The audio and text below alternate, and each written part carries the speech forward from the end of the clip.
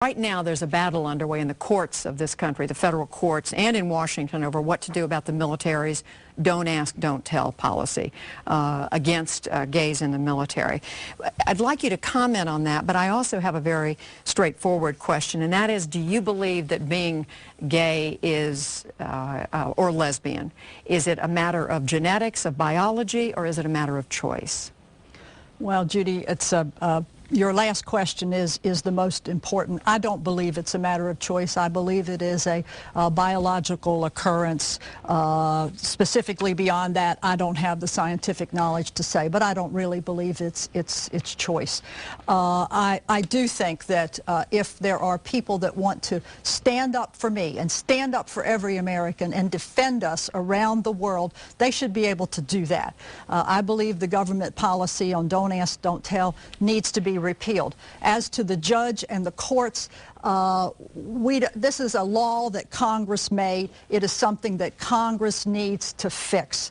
The president has recommended it. The highest of brass has recommended it. And it is time that that takes place. It should have taken place, but it hasn't taken place.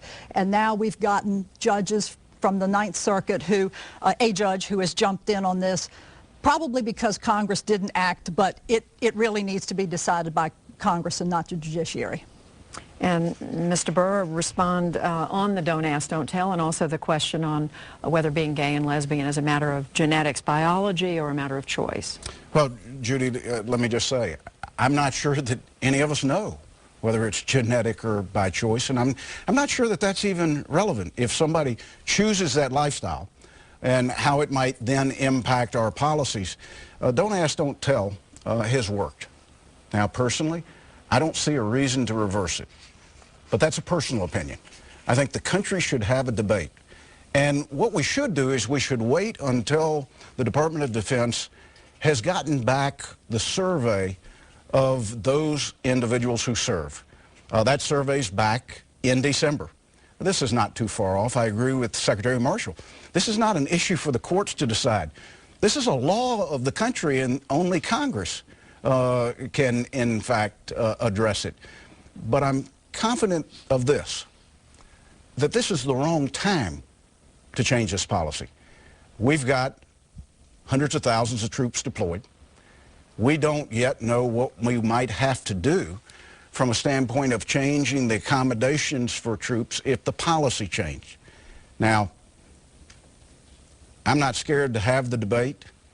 I welcome the debate, but I'm also very confident that we should time this in a way that makes as little impact on those troops that are deployed as we possibly can. And so the research that has shown that indicates that gay, lesbian is a matter of biology, you would say? I would only say that I'm not sure that there's been conclusive evidence of what the result is.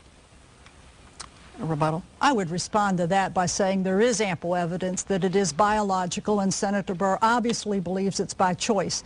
That is wrong-headed and discriminatory. We shouldn't be judging people by the color of their hair, the color of their eyes, the color of their skin, or other factors that they have no control over. That's wrong in America, and what you're talking about is governmental discrimination for something that's outside of somebody's control. Secretary Marshall, I'm not sure that I referred to anybody's skin color or to their hair color. This is a very specific group of individuals, and I made it very clear what my position was. But don't bring race into this.